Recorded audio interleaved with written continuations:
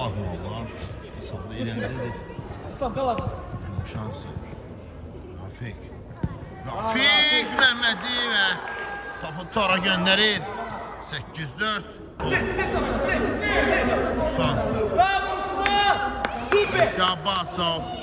Mehdi. Şimdi gelir Ruslan. Ruslan.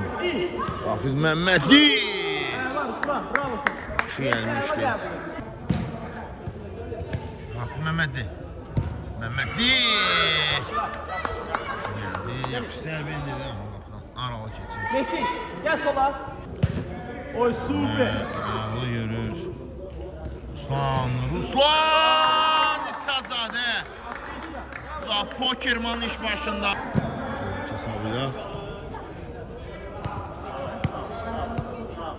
Sen hesab möhkəmlənib.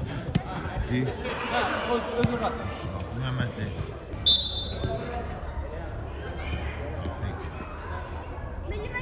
Ayağlar Rafik. Hüseyin zamanı olmadı. Rafik Yakıtın topunu daxil ettiler. Rafik. Şansı yaxşı saxladı. Bravo İslam. Bravo. Ama back pass. Abbasov. Mehdi.